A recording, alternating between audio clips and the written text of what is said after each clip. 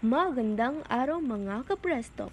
Magandang araw Pilipinas! Ito ang inyong Presto Podcast Edition kung saan pinag-uusapan natin ang mahalagang issue ng ating panahon. Ngayon, tatalakayin natin ang Artificial Intelligence o AI. Ang AI ay teknolohiya na nagbibigay kakayahan sa mga computer at makina na magtuto at mag-isip na parang tao.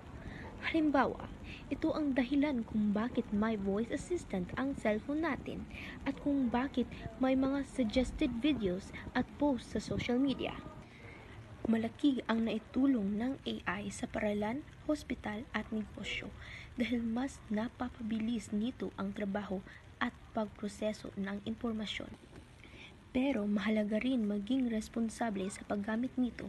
Kailangan nating siguraduhin at gagamitin ang AI para sa kabutihan at hindi para sa makasama. Ang AI ay bahagi na ng ating pang-araw-araw na buhay at nasa atin kung paano natin ito gagamitin para sa mas magandang kinabukasan. Maraming salamat sa pagkikinig, mga presto!